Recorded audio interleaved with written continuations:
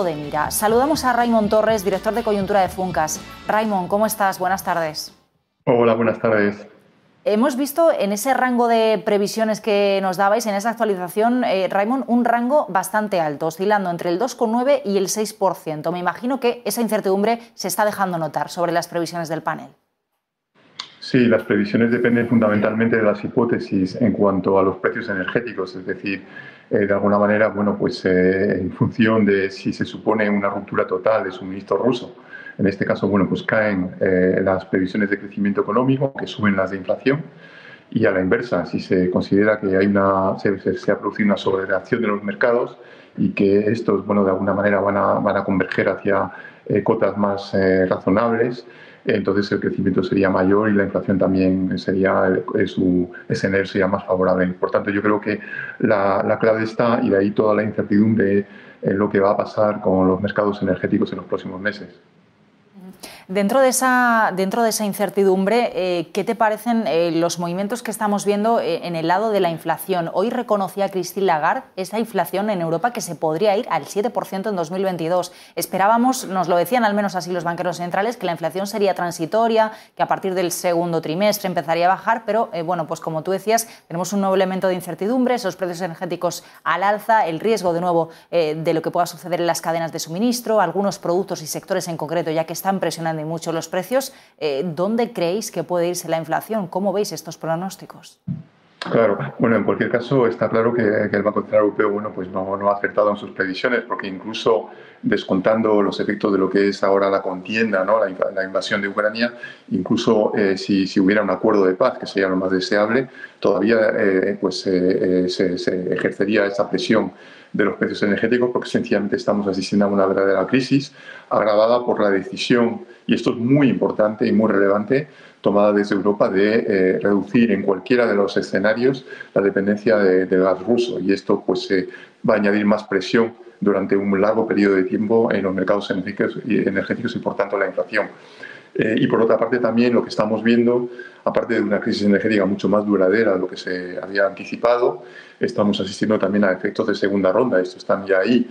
Vemos una inflación subyacente que ya está en el 3% aproximadamente, y poco a poco una generalización, un desbordamiento del alza de costes de todo tipo de suministros, de electricidad, gas, pero también metales, pero también productos agroalimentarios, un desbordamiento al conjunto de la cadena productiva y, por tanto, pues más presión todavía previsible del lado de la inflación subyacente. Yo creo que nuestra previsión, en cualquier caso, de media para este año es más de lo que dice Christine Lagarde. Estamos, en el caso de España, en cualquier caso, en el 6,8% de inflación en media anual para este año 2022. Mencionabas esos efectos de segunda ronda, lo estamos viendo claramente en los datos de inflación, lo vemos clarísimamente en España, lo vemos también en el IPC general europeo. Pero ¿qué me dices de los salarios? Porque estábamos también muy pendientes de si todo esto podía generar una espiral de salarios, de subida de salarios con esa subida de los precios energéticos y de la inflación general. Decía la semana Christine Lagarde que en el Banco Central Europeo no aprecian que en Europa se esté produciendo esa subida de salarios, y desde luego en España los costes laborales y las subidas pactadas en convenio tampoco arrojan ese incremento de los salarios. Lo que estamos viendo es lo contrario, ¿no? Una pérdida de poder adquisitivo, al menos en España, importante con esa subida de los precios. ¿Cómo veis esa otra pata? Efectivamente, no estamos apreciando tampoco nosotros una subida de salarios proporcional a lo que estamos viendo del lado del IPC, ni siquiera del IPC subyacente, porque los últimos datos de salarios en el caso de España estaríamos como mucho en el 2,5% en los convenios más recientes de salarios pactados. Sabemos además que hay efectos de sustitución y generalmente el salario, digamos, el coste medio laboral final, ¿no?, más allá del salario pactado, es inferior, suele crecer menos. Y incluso en el caso de Alemania, por ejemplo, para el último trimestre del año pasado, los salarios crecieron apenas pactados, crecieron apenas en torno al 1,5%, entre 1,5 y 1,7%, todavía muy poco. Lo que sí estamos viendo, sin embargo, es poco a poco más cláusulas de garantía, es decir, cuando aproximadamente solo el 16% de convenios incorporaba cláusulas de protección frente a la inflación. Ahora esto está creciendo y estamos tal vez ya en el 30%. Y claro, porque naturalmente los convenios, los sectores sociales están de acuerdo para pactar moderación, pero siempre y cuando, claro, en caso de desvío importante de la inflación, pues se pueda compensar de alguna manera. Y esto es algo importante porque esto es lo que puede perpetuar los efectos de segunda ronda o al menos perpetuar la inflación en 2023. Con esta revisión, ¿no?, de la inflación, Raimon, en el punto de mira y teniendo en cuenta ya las reuniones de los bancos centrales que hemos visto, ¿qué auguráis en esa senda de subidas de tipos, tanto en Europa como, por ejemplo, Estados Unidos? ¿Cuál es vuestro pronóstico?